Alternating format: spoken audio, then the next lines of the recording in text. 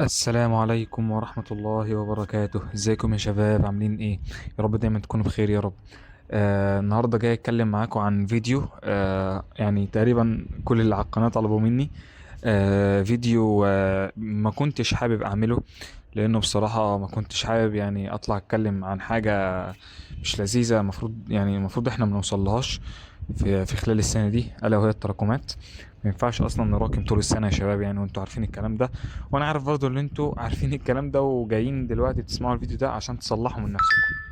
فمعنى ان انتوا جايين تصلحوا من نفسكم وجايين فعلا عندكم نية صادقة ان انتوا تسمعوا الفيديو ده وتطلعوا فعلا منه بخطة تمشوا عليها لحد ما تخلصوا المراجعة النهائية وبإذن الله تدخلوا الامتحانات، فأنا أبشركم بإذن الله بتوفيق كبير من الله عز وجل يعني. نبدأ بقى في المحتوى على طول، الفيديو على طول. عامة انا اللي كاتب لكم عامه الصوره دي. هنبدا نناقشها سريعا مع بعض، بس يعني محدش يحاول يقراها بسرعه مع نفسه ويقفل الفيديو، لان في حاجات محتاجه فعلا توضيح. تمام؟ فركزوا معايا يا شباب كده.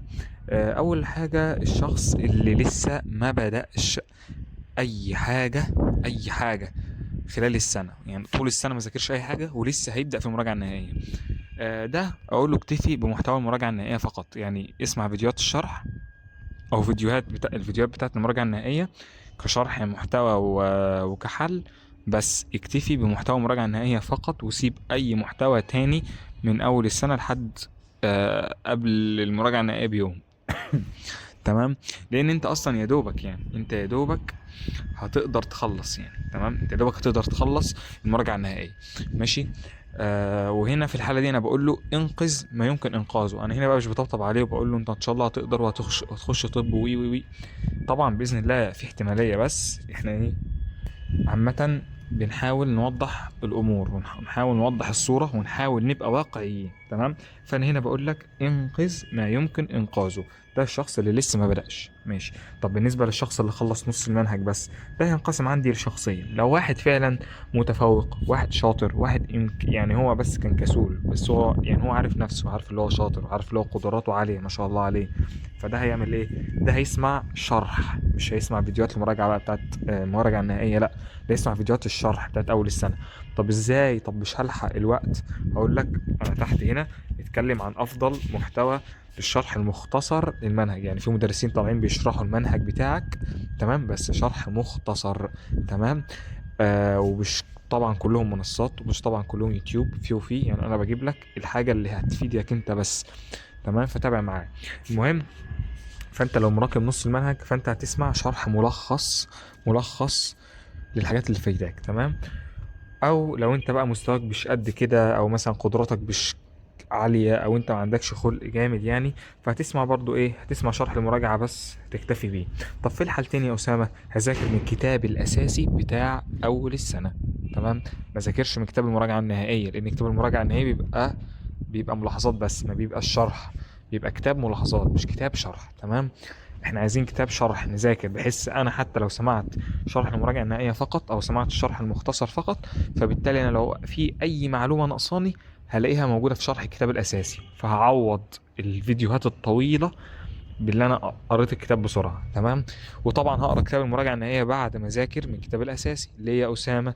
عشان بيبقى كتاب المراجعة النهائية فيه ملاحظات مهمة وفيه تجميعات مهمة وخرائط ذهنية، والحاجات دي كلها بتفيدك في تربيط المعلومة ببعضها، معلومات عامة ببعضها. ماشي يا شباب؟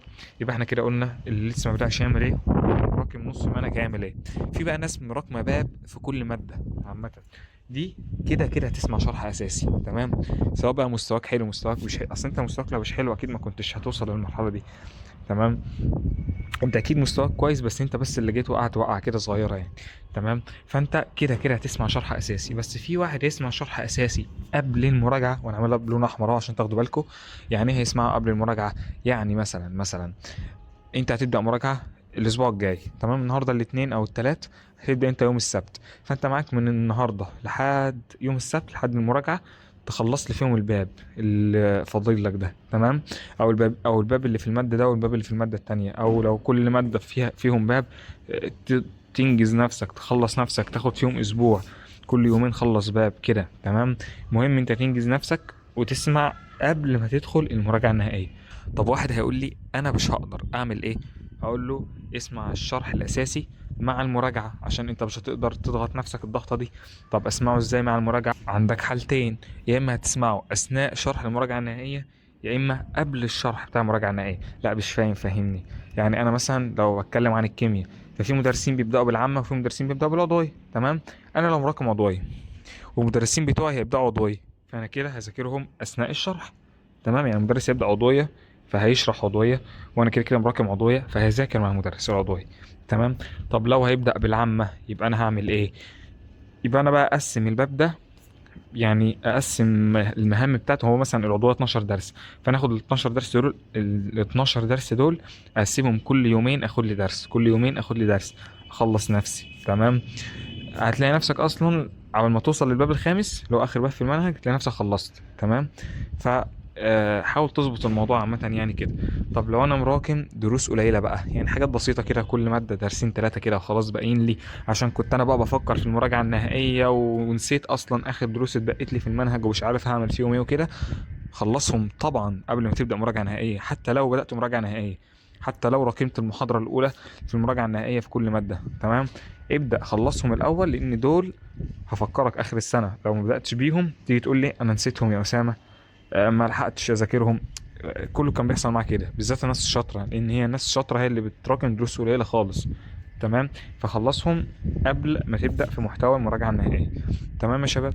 عندي آخر حاجة بقى، في ناس بتبقى مراكمة مادة كاملة.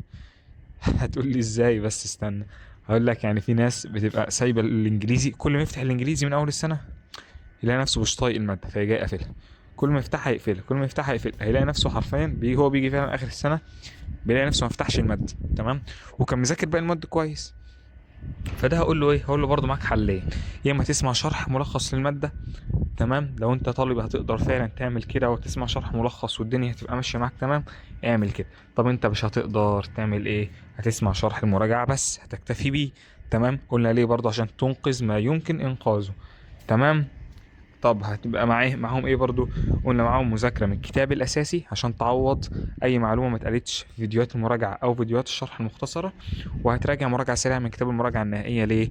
عشان قلنا بيبقى عاملين فيهم زي تجميعات وخرائط ذهنية كده يعني، تمام يا شباب؟ فهتلاقي الدنيا اتظبطت معاك إلى حد ما، ماشي؟ طب واحد يجي يقول لي هو بس ثانية، هو انا كده لما انقذت ما يمكن انقاذه، هل كده برضو ما انا كده ملهاش لازمة بقى؟ انا انقذت اي حاجة وخلاص وعديت الدنيا، طب ما انا كده مش هجيب المجموع اللي انا عايزه وي وي وي وي. هقول لك انت لو شديت حيلك وخلصت بدري هيكون لسه معاك وقت تذاكر محتوى المراجعة ده تاني مرة وتالت مرة. انت هتجيب المنهج تاني مرة وهتجيبه تالت مرة، هتلاقي نفسك اصلا مش محتاج تسمع فيديوهات الشرح، لان انت خلاص حرفيا شربت الدرس، شربت المادة وحليت كتير وذاكرت الدرس اكتر من مرة، رغم ان انت كنت مراكمه اصلا، تمام؟ فالموضوع عايز راجل، تمام؟ الموضوع عايز راجل، الموضوع عايز استعانة بالله عز وجل، ومحتاج توفيق من الله عز وجل، والتوفيق لن يأتي إلا بثقتك في فعلا في اللي ربنا هيعينك وربنا هيقدر يعينك. لازم يكون عندك ثقة بالله عز وجل، لازم يكون عندك إرادة، لازم يكون عندك عزيمة، لازم يكون عندك يعني نقولها ازاي، لازم يكون عندك تخيل للحاجة اللي انت بتدفع تمنها. يعني انت اكيد كلية الطب مش رخيصة، يعني اكيد كلية الطب مش اي واحد عايز يدخل كلية الطب بيعمل اقل مجهود عشان يدخلها.